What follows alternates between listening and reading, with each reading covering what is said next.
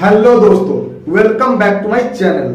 आज हम आपको एक ऐसे शख्स से मिलवाने जा रहे हैं जिनका पहचान किसी का मोहताज नहीं है, क्योंकि ये एक फार्मर नहीं, फार्मर्स के गुरु हैं। इनके यहाँ पे लगभग per month 50,000 plus chicks produce होते हैं और लगभग ये 15 से 20 साल फार्मिंग लाइन को दे चुके हैं। कई ऐसे फार्मर्स हैं जिनको इन्होंने ट्रेन किया है, फार्मिंग से रिलेटेड कई सारे हेल्प किए हैं। फार्मिंग से जुड़ी हुई कोई ऐसी समस्या नहीं है जिनका इनके पास समाधान नहीं है, बट दिक्कत बस इस बात का है कि ये एक गवर्नमेंट प्रोजेक्ट के साथ जुड़े हुए हैं और इनके पास ये अथॉरिटी नहीं है कि ये इस टाइप के फार्मिंग से जुड़ी हुई बयान दे सके।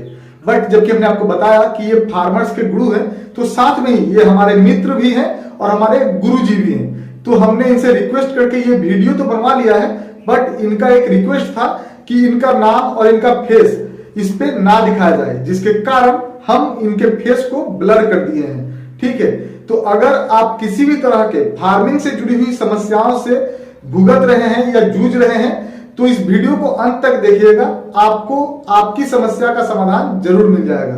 वीडियो को अंत तक देखने के साथ ही वीडियो अच्छा लगे तो वीडियो को लाइक और चैनल को सब्सक्राइब कीजिएगा। तो चलिए वीडियो को स्टार्ट करते हैं।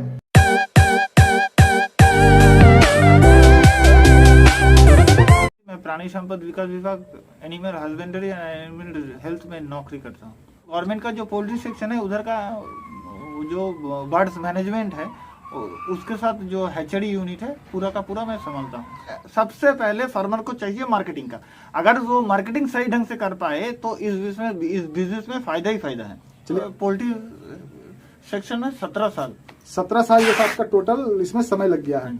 चलिए, उसका कैपेसिटी क्या है हर हफ्ते का? हर हफ्ते का 10,000 10,000 चिक्स निकलता है। 10,000 चिक्स महीने का 40,000 तक आता है। तो सर, हम सबसे पहले चाहेंगे कि आप हमारे दर्शकों को थोड़ा बताइए कि ऐसा क्या कारण है कि आप अपने फार्म पे नहीं बल्कि घर में वीडियो शूट करवा रहे हैं। देखो, ये तो एक नंबर ये गवर्नमेंट फार्म है और दूसरा बात है बायोसिक्योरिटी का व्यापार कुछ चलता है, इसलिए मैं किसी भी बाहर के आदमी को फार्म में अलाउ नहीं करता हूँ। चलिए सर, बहुत अच्छा बात है। तो सर, ये मास्क पहनने का भी कारण क्या यही है कि आप लोग? नहीं, मास्क पहनने से मैं आपके दर्शकों को एक मैसेज देना चाहता हूँ कि कोरोना अभी गया नहीं ना, इसीलिए मास्क पहनना और सैनिटाइजर यूज करना जरूरी है और बीच बीच में हाथ धोना जरूरी है। तो सर, ये तो बहुत अच्छा मैसेज दिए।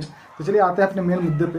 तो सर, आप एक्चुअल काम क्या करते हैं? मैं गवर्नमेंट फार्म में इधर फार्म ऑपरेट करता हूँ, देखता हूँ, हैचरी भी है, पूरा का पूरा सब कुछ देख लेता हूँ। तो सर, मतलब आप यहाँ पे फार्म में क्या सरकारी जॉब है या प्राइवेट? हम तो मेरा सरकारी जॉब है। सरकारी जॉब है। तो सर, आप लगभग कितना समय हो गया इस बिजनेस में जुड़े हुए? लगभग बिजनेस तो नहीं, ये नौकरी है मेरा। इस नौकरी से 13 साल, फिर उसके पहले घर में भी एक था पोल्ट्री, उसमें भी 5-7 साल हो गया था मेरा। मतलब लगभग 20 साल का लगभग 18 से 20 साल तक हो गया मेरा। Okay sir. तो सर, जैसे कि मार्केट में और भी बहुत सारे जॉब है और आपने अच्छा खासा पढ़ाई लिखाई किया है जैसा कि हम जानते हैं, तो आपको इसी बिजनेस में इंटरेस्ट क्यों आया? बिजनेस नहीं, ये पूरा प्रॉपर ये है सरकारी नौकरी, और ये बिजनेस में आप टाइम दोगे, दिल से लगाव से करोगे तो इसका नतीजा आप खुद ब खुद 6 महीने में दिख जाएगा आपको कि इसमें से क्या फायदा आता है। चलिए सर, अच्छा बात है। तो सर, जब आपने इस बिजनेस में या फिर इस प्रोजेक्ट में जुड़ने का ख्याल किया तो आपके घर वालों का रिएक्ट कैसा था? क्योंकि फार्मिंग एक ऐसा चीज है कि लोग खाते तो फार्मिंग से ही है, बट इसी को सबसे गया गुजर यही सबसे बड़ी दिक्कत है कि घर वाले आज भी बोलते हैं आप पोल्ट्री में नौकरी करते हो, धूल मिट्टी मांगते हो, ऐसे करते हो, लेकिन हाँ, रोजी रोटी यही से चलता है। और ये जॉब के बिना, तो ये काम के बिना मैं रह नहीं पाता हूँ। आप नहीं, ये काम के बिना दुनिया ही नहीं चल सकता। दुनिया ही नहीं चल। चलिए सर, अच्छा बात है। तो आपके घर वालों में कोई आपको सपोर्ट करता है इस काम? मेरा मिसेस है, मेरा बेटा है, वो हेल्प करता है, सपोर्ट करता है। तो सर, आपका ये जो फार्म है, मतलब ये जो गवर्नमेंट फार्म है जहाँ पे आप नौकरी करते हैं, इसका टोटल स्पेस कितना है? 4 एकड़। 4 एकड़ यानी कि लगभग 12-13 बीघा। चलिए सर, ठीक है। और इसका कंस्ट्रक्शन एरिया कितना है? आधा एकड़। उसका 4 एकड़ से 2 एकड़। 2 एकड़ में कंस्ट्रक्ट किया हुआ है। तो सर, अभी आपका जो फार्म है इसका कैपेसिटी क्या है? अभी तो हम देखो रोड आइलैंड बर्ड हर सरकारी जगह पे रोड आइलैंड बर्ड, वो मतलब वो जो RIR बर्ड कहते हैं, बर्ड वो फार्मिंग होता है। और उसका कैपेसिटी है अभी मेरे पास 5,000 का। 5,000 की कैपेसिटी है। तो अगर इसको एक्सटेंड किया जाए तो ये आप लोग मैक्सिमम कितना अट सकता है आपके फार्म में? 8,000 तक। 8,000 तक, लेकिन वो मुनासिब नहीं होगा। क्योंकि ज्यादा से ज्यादा अगर डेंसिटी ज्यादा हो जाए तो कॉक्सीडियोसिस का थोड़ा बहुत खतरा रहता है। मतलब अभी आपका फार्म का कैपेसिटी 5,000 का है। चलिए सर, अच्छा है। तो ये जो बिजनेस है या फिर ये जो फार्म है, जब आप यहाँ पे आए थे तो स्टार्टिंग में कितना से ये स्टार्ट हुआ था? तो मैं जब से आया था तो तब मल्टी स्पीसीज था कि मानो इधर टर्की था, कोयल था, हांस, बत्तख वो था, मुर्गी भी था। मुर्गी का 2 वैरायटी था, एक ब्लैक ऑस्ट्रेलोप और एक रोड आइलैंड। फिर उसके बाद ऑफिसर आए, डॉक्टर साहब आए, तो उन्होंने बताया कि मल्टी स्पीसीज होने से डिजीज वगैरह का खतरा रहता है। फिर जाके हमने इधर सब सरकारी ऑफिसर बैठ के ये डिसाइड किया कि इधर रोड आइलैंड ही चलेगा। तो आप अगर पश्चिम बंगाल के किसी भी गवर्नमेंट फार्म में जाओ तो तभी देखोगे एक ही ब्रीड। हाँ सर, कोई भी कई सारे फार्म में विजिट किए हैं और देखते हैं मैक्सिमम में ही RIR ब्रीड ही रहता है। तो सर बात करते हैं कि ये RIR ब्रीड या फिर जो कि पोल्ट्री का जितने भी ब्रीड्स है, जैसे कि Sonali, broiler, layer, Kadaknath, black Australorp, इन ब्रीड्स में सबसे बड़ी प्रॉब्लम क्या है? ब्रीड्स में कोई प्रॉब्लम नहीं है। ब्रीड्स में कोई प्रॉब्लम नहीं होता है कि आप इंसान के देखो, एक तरह आता है इंग्लैंड का इंसान, एक तरफ आता है नेपाल की तरफ इंसान, चाइना की तरफ इंसान, एक तरफ आता है इंडिया श्रीलंका जैसे इंसान, एक तरफ आता है। इंसान में कोई खराबी नहीं होता है। चलिए सर, ठीक है। प्रॉब्लम आता है आपका एरिया बेसिस। एरिया बेसिस में आपका ये रोग, बीमारी, जाला जो है ये सब होता है। हाँ, ये बात तो एकदम सही बात है कि हर ब्रीड अलग अलग जगहों के लिए बेस्ट होता है। तो RIR जो ब्रीड है ये यहाँ के लिए बेस्ट है। तो चलिए सर, ठीक है। ये जो काम है, अगर कोई इस फार्मिंग बिजनेस में जुड़ना चाहे, RIR मुर्गी या फिर किसी भी तरह का मुर्गी फार्मिंग से, तो इसमें ये जो काम है ये क्या बहुत आसान काम है या फिर बहुत मुश्किल? आसान कुछ भी नहीं और मुश्किल रॉकेट साइंस भी नहीं है। ये कोई भी बिना पढ़े अनपढ़ आदमी भी कर सकता है। इसमें कोई दिक्कत नहीं है कि पढ़ा लिखा नहीं है तो फार्मिंग नहीं कर सकते हैं। फार्मिंग करना आसान भी नहीं है, आपको टाइम देना पड़ेगा और धीरज चाहिए। चलिए सर, अच्छा बात है। तो अगर कोई इस फार्मिंग को करना चाहे तो मिनिमम उसे कितना से स्टार्ट करना चाहिए? शुरुआत 500 मुर्गी से करो, 500 ज्यादा से ज्यादा नहीं। पहले शुरुआत करो, पानी में उतरो, पानी देखो ठंडा या गर्म, फिर जाके नहाने का सोचो। सही बात है, एकदम सही बात है कि आप पहले थोड़ा सा से कीजिए, स्टार्ट कीजिए, देखिए, समझिए, उसके बाद समझ में आता है तब बढ़ाइए। तो सर अगर कोई इस बिजनेस में उतरना चाहे तो उसको स्टार्टिंग में इन्वेस्टमेंट कितना सकती है 500 मुर्गी में, फार्म और इक्विपमेंट छोड़ के? इंक्लूडिंग इंफ्रास्ट्रक्चर पूरा का पूरा 70 से 80 हजार रुपए में आ जाएगा स्टार्टिंग में। चलिए सर, ठीक है। मतलब एक नॉर्मल सा फार्म से। इसके लिए क्या स्टार्टिंग में ही फीडर ड्रिंकर का जरूरत पड़ेगा या फिर? नहीं, स्टार्टिंग में देखिए जब चिक्स आता है वो तब तो आपका चिक्स फीडर जरूरी है। पहले 5-7 दिन तो वो पेपर के ऊपर, अखबारों के ऊपर वो खाना खाएगा। फिर उसके बाद 5 दिन के बाद आपको एक वैक्सीन का शेड्यूल करके फिर उसके बाद आपको चिक्स फीडर में ही खाना वाना देना पड़ेगा। तो उसका दाम भी मार्केट में ज्यादा नहीं, आपको ढूंढने से मिल जाएगा। चलिए सर, अच्छा है। तो अगर ये कोई RIR ब्रीड लेना चाहे तो वो कहाँ से ले सकता है? गवर्नमेंट BLDO से, हर एक जिले में जो block life stock development officer है उनसे अगर जाके ये लोग बातचीत करें और उधर SHG ग्रुप होता है तो वो BLDO प्रोवाइड करा सकते हैं। चलिए सर, ठीक है। लेकिन एक दिक्कत है कि हम एक फार्मर है और फार्मिंग से जुड़े हुए हैं, तो बहुत सारे लोग YouTube के थ्रू से हमसे पूछते हैं कि सर RIR ब्रीड या फिर चिक्स कहाँ से मिल सकते हैं। तो जैसा कि हम लोग 25 रुपए प्रति पीस से इसे सेल करते हैं, आपके यहाँ पे इसका रेट क्या है? गवर्नमेंट का रेट है 20 रुपीज। देखिए मेरे पास क्या होता है, गवर्नमेंट टू गवर्नमेंट बिजनेस होता है। गवर्नमेंट टू गवर्नमेंट जो BLDO है वो उसका ऑर्डर होता है। मेरे पश्चिम बर्धमान जिले से, मेरे ऑफिस से 5-7 जिला टैग है। इन लोगों का BLDO का ऑर्डर रहता है, BLDO को हम सप्लाई करते हैं। और यहाँ पे ये जो 5000 बर्ड्स का जो फार्म है, यहाँ पे आपका टोटल स्टाफ कितना है? 5 स्टाफ है। 5 स्टाफ, ये 5000 बर्ड्स को मैनेजमेंट कर लेते हैं। पर 1000 बर्ड्स 1 एम्प्लॉय डिप्लॉयड। चलिए ठीक है सर।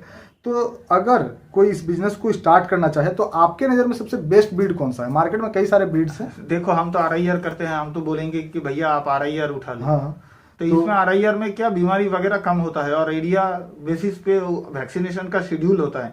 तो RIR में जो पश्चिम बर्धमान जिला जो है इसमें गांबोरो का खतरा नहीं है। वही जिधर मॉइस्चर ज्यादा रहता है या ज्यादा सूखा रहता है तभी उधर गांबोरो का खतरा होता है, कहीं कहीं जगह बांकुड़ा में चले जाओ, उधर बर्धमान के उस पर चले जाओ, तो शायद आपको मिलेगा कि गांव बोरो, वरना आगे इधर में नहीं है। एक वैक्सीन आप करवा लोगे, ज्यादा कीमत भी नहीं है, दिक्कत भी नहीं है। तो सर अगर कोई इस बिजनेस को स्टार्ट करना चाहे तो उसे कौन से उम्र के बर्ड से स्टार्ट करना चाहिए बिजनेस? डे ओल्ड चिक से। डे ओल्ड चिक्स वही बेहतर होता है। होता है। चलिए सर ठीक है।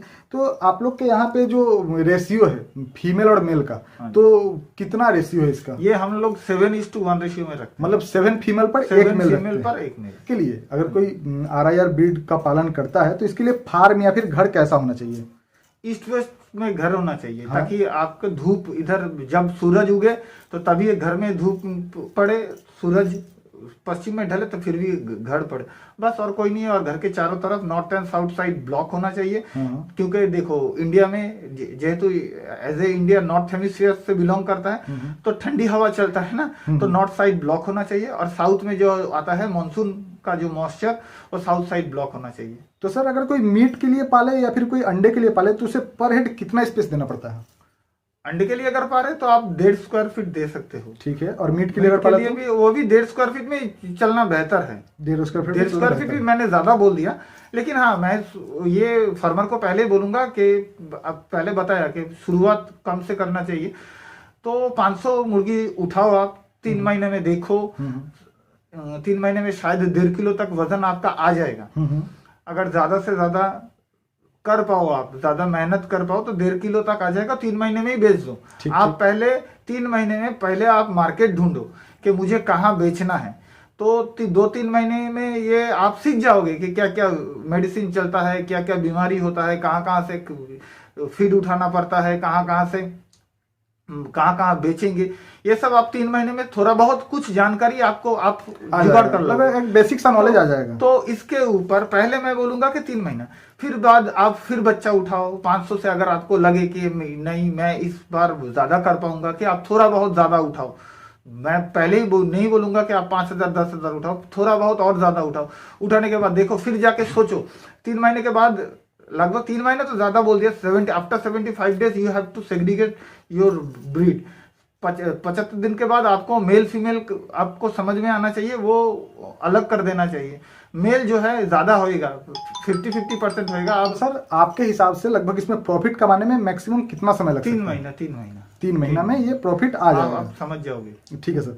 सर वैसे तो पूछना नहीं चाहिए, आप तो लगभग इतना समय से फार्मिंग कर रहे हो, या फिर हम भी आपको पर्सनली पहचानते हैं, लेकिन हम अपने दर्शकों के लिए आपसे पूछना चाहते हैं कि आप लगभग 15-20 साल से इस लाइन में जुड़े हुए हो, तो क्या आपने भी कभी ट्रेनिंग लिया है?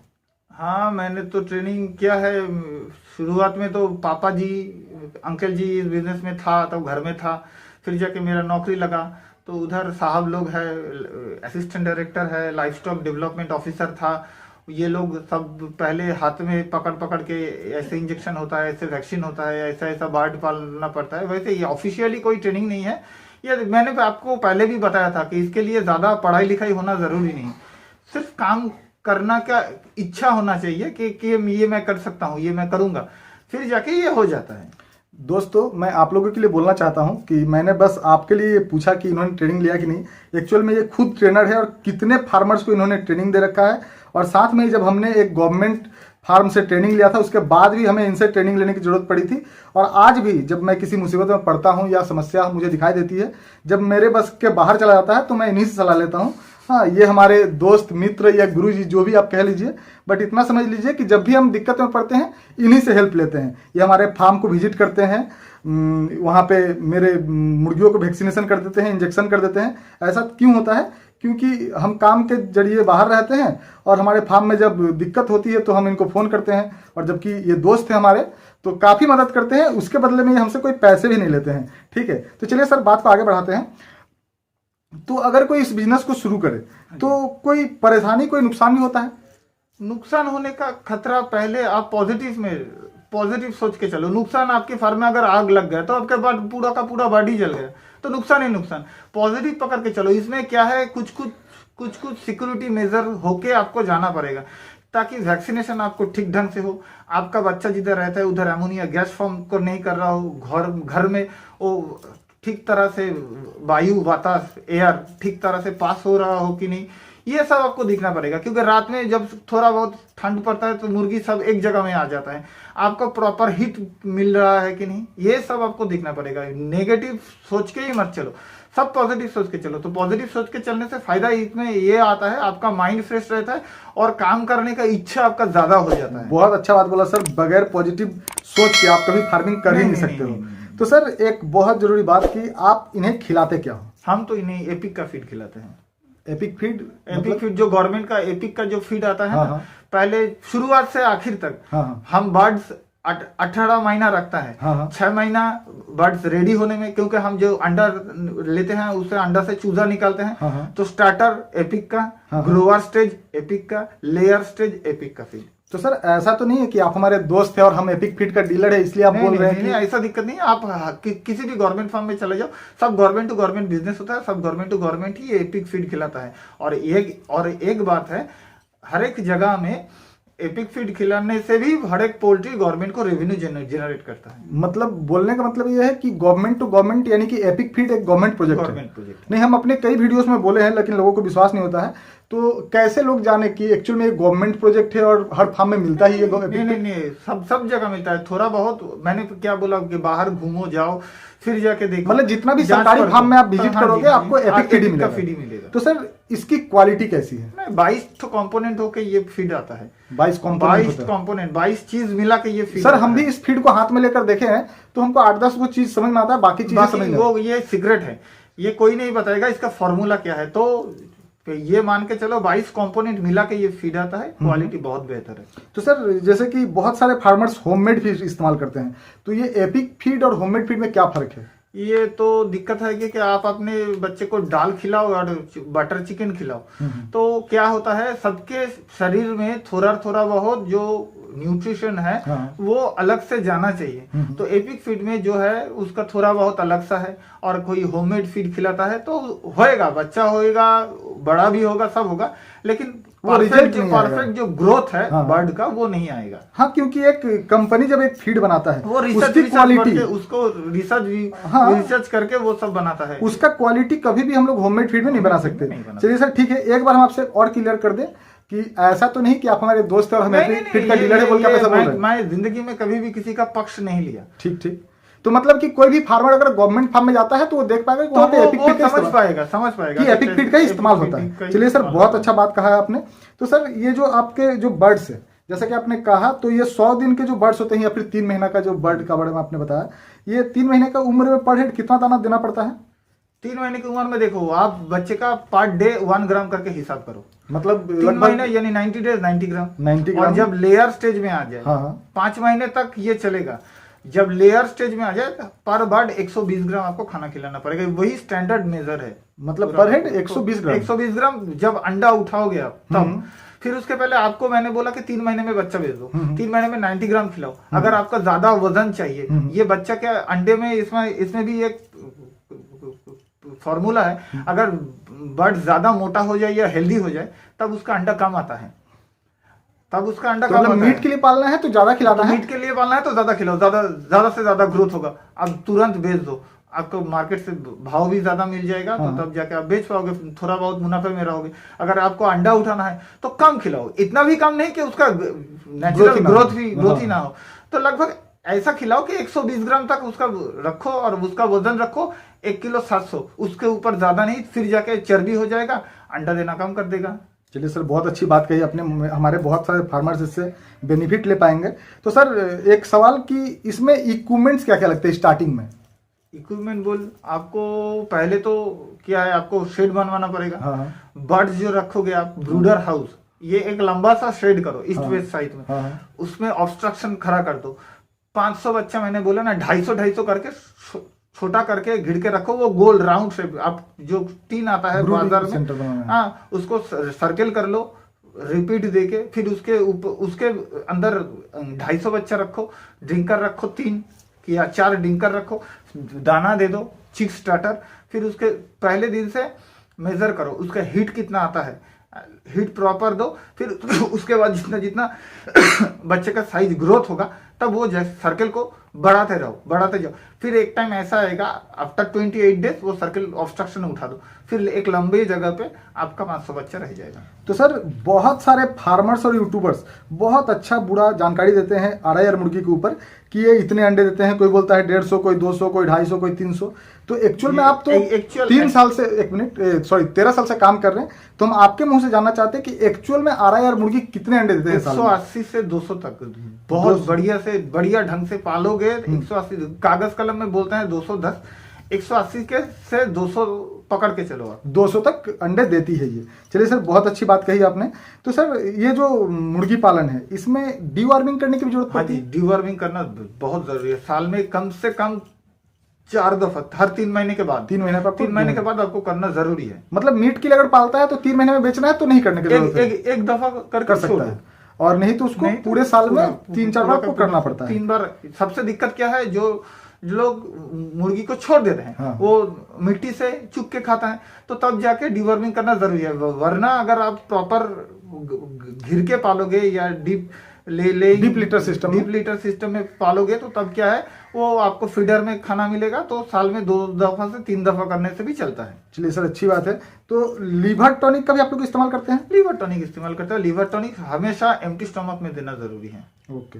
और मेडिसिन इसमें क्या क्या इस्तेमाल होता है आप लोग के नॉर्मली फार्म में? क्या क्या थोड़ा बहुत नेचुरल ग्रोथ से हटके थोड़ा बहुत ज्यादा ग्रोथ लाने के लिए आपको मल्टीविटामिन खिलाना पड़ेगा। अगर अंडा उठाओगे तो उसके ऊपर विटामिन ए वगैरह खिलाना पड़ेगा। थोड़ा बहुत एंटीबायोटिक भी लगता है, क्योंकि सीजन का के हर एक जीव पर सीजन का इफेक्ट पड़ता है। तो तब जाके थोड़ा बहुत 5 दिन का हो या ना हो, सेफ जोन 5 दिन का आप एंटीबायोटिक कर लो, तो तब जाके थोड़ा बहुत ये सब चल जाता है। चलिए सर, बहुत अच्छी बात कही आपने। तो ये इसमें बीमारी कौन कौन सा आता है? बीमारी देखो, पहले तो रानीखेत डिजीज का है, आप वैक्सीन कर लो। गांबोरो आप कर लो, और ज्यादा से ज्यादा कॉक्सिडियोसिस, डेंसिटी कम रखो। और क्या है, घर के हर एक महीना या हर 2 महीने के बाद जो जिधर लीटर है वो लीटर को रेकिंग करो, चूना छड़ाते रहो, छिड़काते रहो, और देखो घर में जाके कि अमोनिया गैस नहीं फॉर्म हो रहा है। मतलब आंख नाक जलने से वो अमोनिया गैस फॉर्म होता है। कॉक्सिडियोसिस ज्यादा से ज्यादा, और कुछ नहीं। और एक टाइम आता है जब होली के आगे पीछे वो थोड़ा बहुत चिकन पॉक्स का खतरा आता है, तो होम्योपैथी थोड़ा 2-4 ठो मेडिसिन है, तो वो देने से ये दिक्कत चल जाता है। तो सर नॉर्मली 2-3 दवा का नाम बता दीजिए आप, जबकि इतना समय से इसमें जुड़े हुए हैं। जो नॉर्मल मैं कोई भी दवा का नाम नहीं लूंगा। ये दवा का नाम लेने से क्या होगा, दवा कंपनी सोचेगा कि मैं किसी की दवाई को प्रमोट कर रहा हूं। चलिए सर, बहुत अच्छी बात कही आपने, ये होना भी चाहिए। तो सर जैसा कि हमने देखा कि आपके यहाँ पे जो फार्मिंग हो रहा है वो डीप लीटर सिस्टम में हो रहा है, तो सर डीप लीटर में सबसे बेस्ट चीज कौन सा है? डीप लीटर में बेस्ट चीज क्या है कि मेरा मुर्गी सेफ रहता है। बाहर जाके कुत्ता बिल्ली नेवले सब जाके वो खराब कर देगा। डीप लेइंग में सेफ है, सेफ जोन में है, तो मैं जाके अंडा उठाता हूँ, मेरा एम्प्लॉय जाके, मैं खुद जाके जब दिन में 3 दफा अंडा उठा लेता हूँ, और खाना तो मेरा है वो चला जाता है मैं मशीन के द्वारा। चलिए सर, बहुत मतलब आप लोग का यहाँ पे जो खाना मिलता है वो ऑटो फीडर ऑटो ड्रिंकर। चलिए सर, बहुत अच्छी बात है। तो ये जो लीटर में आप लोग इस्तेमाल क्या करते हैं? लीटर में हम धान का जो तूस होता है ना, राइस, वो लगाते हैं। तो सर लीटर के लिए सबसे बेस्ट क्या तूसी की? और कुछ तूसी नहीं, और जो पैडी स्ट्रॉ होता है ना, वो चॉप करके, जो बिचाली गाय वगैरह जब खाता है वो चॉप कर भी आप देख सकते हो। लीटर का देखो, लीटर का क्या है, नीचे की फ्लोर आपकी मिट्टी का भी होगा तो चलेगा, लेकिन मिट्टी से ठंड ऊपर आना नहीं चाहिए। कम से कम 3 इंच, 3 से 4.5 इंच आप ऊंचा करके दो। कोई भी दो, या तूस दे दो या बिचाली चॉप करके दे दो, तो आपका काम चल जाएगा। सर इसमें वैक्सीनेशन क्या क्या करना पड़ता है और कैसे करना पड़ता है, थोड़ा डिटेल से बताइए। RIR ब्रीड में हम पश्चिम बर्धमान में पहले करता है F1, फिर उसके बाद F1 रिपीट, फिर उसके ऊपर सर कितने दिन पर करते हैं भी बता दीजिए। F1 आज बच्चा उठाया, 5 दिन आज इलेक्ट्रोलाइट दिया, 5 दिन एंटीबायोटिक चला, 6ठी दिन प्लेन वाटर, 7वीं दिन वैक्सीनेशन F1, फिर उसके 21 दिन बाद F1 रिपीट। बर्ड्स का उम्र जब 48 डेज से ऊपर आ जाता है तब जाके R2 भी कर देते हैं। ये पश्चिम बर्धमान जिले में है। बाकी आप जिधर हो इस बीच आप एक दफा गांबोरो भी कर सकते हो। दोस्तों हम अपने पर्सनल एक्सपीरियंस आपको बताना चाहते हैं कि सर का एक्सपीरियंस काफी ज्यादा है। ये 15 से 20 साल हो गया है इनको इस फार्मिंग बिजनेस से जुड़े हुए, और अब तक भी हम काफी फार्मिंग से जुड़े हुए सवालों का जवाब जानते हैं। इसके बावजूद भी हमें इनसे हेल्प लेना पड़ता है, और साथ में ही हम आपको ये बताना चाहते हैं कि मेडिसिन, ट्रेनिंग, ट्रीटमेंट, खाना पीना जो भी है ये एक वीडियो में कवर करना कतई संभव नहीं है। तो हम इन पे छोटा छोटा अलग से वीडियो बनाएंगे जो आगे आपको देखने को मिलेगा।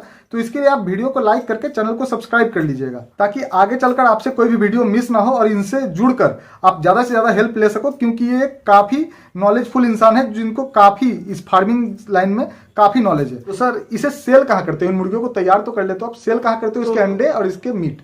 तो इसका मीट जो है वो साल में एक दफा सेल होता है, तो बाहर का लोग आके लेके जाता है, वो तब पब्लिक सेल होता है। बाकी जो है जो चूजा है, हाँ। वो चूजा BLDO मैंने आपको बोला था, गवर्नमेंट टू गवर्नमेंट बिजनेस होता है, तो SHG ग्रुप को दे देते हैं हम। क्या अंडा की चिक्स देते हैं? अंडा नहीं सेल होता? अंडा नहीं सेल करते हैं। अंडा तो सर जब आप एक दफा ये मुर्गियां सेल करते हो, उस वक्त अगर कोई लेना चाहे, हमारे फार्मर, हमारे दर्शक, तो क्या वो आपसे ले सकते हैं? एक दफा मैंने समझा नहीं, मतलब साल में जब एक बार आप लोग निकालते हैं? हाँ जी, वो तो पब्लिक के लिए। ठीक है सर, तो जब आप लोग के यहाँ से मुर्गी सेल होगा तो हम अपने फार्मर्स, अपने दर्शकों को बता देंगे। हाँ जी। तो वो मुर्गी आपसे आके ले जाएंगे, तो कोई दिक्कत नहीं है? कोई दिक्कत नहीं। तो सर एक बात की, जब वो मुर्गी आप सेल करते हो, क्या उसके बाद उसे ले जाकर उसमें से सही क्वालिटी का मीट या फिर अंडा निकलता है? नहीं, वो जब हम सेल करते हैं तो उसका कल हो जाता है अंडा, ताकि मानो 100 बर्ड रखे हैं, हाँ। उसमें से 40 या 35 से 40 अंडा देगा, बाकी अंडा देने का चांस ही नहीं रहता है। तो वो मीट के लिए ठीक है? वो मीट के लिए ठीक। चलिए ठीक है सर। तो सर इसे सेल करने में कोई दिक्कत भी होती है? नहीं, सेल करने में कोई दिक्कत नहीं। और आप लोगों के जो फार्म है, यहाँ से आप लोग और भी कुछ सेल या फिर सर्विस देते हो? नहीं, इधर से तो कुछ, वो देखो आप मेरे दोस्त हो, आप बुलाते हो, इसलिए मैं आपके वहां जाके आपकी मुर्गी वगैरह जो पक्षी वगैरह है ये सब कर देता हूँ। ये सब ये खुशी कर देता हूँ कि मेरे यहाँ से टाइम ही कम मिलता है, ताकि बाहर का कोई भी आके ऐसा बोलेगा कि भैया चलो, हाँ, तो अगर देखेंगे कि टाइम है कि नहीं, अगर टाइम है, ये चीज मुझे प्यार आता है ये सब सेवा करने में, तो तब जाके कर सकते हैं। लेकिन ये ऐसा नहीं है कि फुल आपका टाइम, ये इन्वेस्टमेंट क्या है, आपका टाइम इन्वेस्ट करना पड़ेगा इधर, तो जाके आपका प्रॉपर टाइम अगर दोगे तो तब जाके इसका रिजल्ट आएगा। चलिए सर, बहुत अच्छी बात है। और हम अपने दर्शकों को ये भी बताना चाहते हैं कि ये लगभग महीने में एक आध बार 2 बार तक हमारे फार्म में जाते हैं, विजिट करते हैं, हमारी काफ़ी मदद करते हैं, बट उसके बदले में ये हमसे कोई भी चार्ज नहीं लेते हैं। अगर यही कहीं और जाते हैं तो शायद इनको चार्ज लेना पड़ता है। तो सर अगर कोई फार्मर या दर्शक आपसे कुछ मदद लेना चाहे तो क्या आप अपना मोबाइल नंबर देना पसंद करेंगे? नहीं, वो आपके द्वारा, आपके चैनल के द्वारा कोई भी आ सकता है। हाँ, वो अब मैं उसको हेल्प कर दूंगा। तो मतलब अगर किसी को आपसे कुछ सवाल पूछना होगा तो कैसे पूछेगा? क्या आपको YouTube चैनल में या आपके कोई पूछेगा तो मैं इधर से आपको। तो बोलने का मतलब है दर्शकों कि ये फार्म में रहते हैं और इनके ऊपर काफी चाप रहता है, काफी काम में परेशान रहते हैं। तो अगर आपका कोई सवाल रहे तो आप हमसे पूछिए व्हाट्सएप के जरिए। फिलहाल आपको हमारा व्हाट्सएप नंबर शो हो रहा है, तो आप हमसे पूछ सकते हैं। अगर किसी कारण उस सवाल के जवाब हमें पता ना हो, जैसे आपके 90% परेशानियों का समाधान तो हम खुद ही कर देंगे, बट अगर कुछ ऐसे भी सवाल है जिनका जवाब हमें पता नहीं, तो आप हमसे पूछिएगा। तो हमारे पास इनका नंबर है, तो हम इनसे बात करके आपसे पूछ के आपको बता देंगे। तो सर एक जरूरी बात कि आपको यहाँ से कितना इनकम होता है? मेरा तो सैलरी है, गवर्नमेंट मुझे ये अच्छा खासा तनख्वाह देता है। अच्छा खासा तनख्वाह देता है। हाँ सर, इतना बड़ा प्रोजेक्ट से जुड़े हैं, इतना बड़ा फार्म संभाल रहे हैं, तनख्वाह तो अच्छा होगा ही। गवर्नमेंट से खुश हूँ, मुझे अच्छा खासा। चलिए सर, अच्छी बात है। तो एक बहुत जरूरी बात हमारे फार्मर्स के लिए कि सर ये फार्म बिजनेस प्रॉफिटेबल भी है और लॉस भी होता है, बट ये जितना तेजी से खुलता है उतना ही तेजी से बंद होता है। ऐसा क्यों? नहीं, ये गलत अफवाह है। गलत अफवाह है कि कोई मानो दिल से नहीं किया, ठीक ढंग से रखा नहीं बर्ड को, उसका बच्चा खराब होएगा ही। तो वो क्या करेगा, फ्रस्ट्रेशन में आके ये छोड़ देगा। मैंने पहले ही बोला था कि पॉजिटिव रहो। अगर दिल में इच्छा है कुछ करना है तो उसको आखिरी वक्त तक पकड़ के रखो, बस यही है। सर तो वीडियो खत्म करने से पहले हम आपसे पूछना चाहेंगे कि आप हमारे व्यूअर्स, हमारे दर्शकों को कोई सलाह देना चाहते हैं, ताकि उनका सलाह एक ही है। शुरुआत के जब से बच्चा लिया या खरीदा, कोई भी ब्रीड, कोई भी किसी भी जगह से, पहले ये आप पॉजिटिव रहो कि ये मैं कर सकता हूँ, ये होगा, ये आज नहीं होगा तो कल होगा। हर एक दिन नया सूरज उगता है और आशा की नई किरण लेके आता है। इसमें सबको मोटिवेशन यही करना है कि चलो देखते हैं, ज्यादा से ज्यादा 3 महीने में आप देखो ये कैसा हाल है। पहले 3 महीना देखो, फिर उसके बाद कुछ जांचो पढ़ो, आपको यूं ही नॉलेज आ जाएगा। 3 महीने में कुछ तो जान पाओगे, कुछ तो सीख पाओगे, फिर उसके बाद दोबारा डिसीजन लो। इनके साथ हम भी आपको कहना चाहते हैं कि फार्मिंग बिजनेस एक ऐसा बिजनेस है कि आप इसे थोड़ा सा से स्टार्ट कीजिए, करते करते सीखिए और सीखते हुए आगे बढ़िए। बहुत ज़्यादा मात्रा में अगर आप स्टार्टिंग में लगा दोगे तो आपको नुकसान होना ही पड़ेगा। तो इसी के चलते पॉजिटिव रहिए और साथ में थोड़ा सा से स्टार्ट कीजिए। नुकसान और होने का आगे चांस बढ़िए। ही नहीं, नुकसान होने का कोई चांस ही नहीं। आप पहले ये सोच के चलो ये हो जाएगा, कर लेंगे हम, तो इसके ऊपर आपका इन्वेस्टमेंट, पैसा इन्वेस्टमेंट नहीं आता है, आपका ध्यान इन्वेस्टमेंट आता है, आपका टाइम इन्वेस्टमेंट आता है। आप कितना ध्यान लगा पा रहे हैं, कितने अच्छे से मॉनिटरिंग कर रहे हो, मेरा मतलब है बर्ड्स को दिख रहे हो या कैसे केयर ले रहे हो, यही सबसे जरूरी है।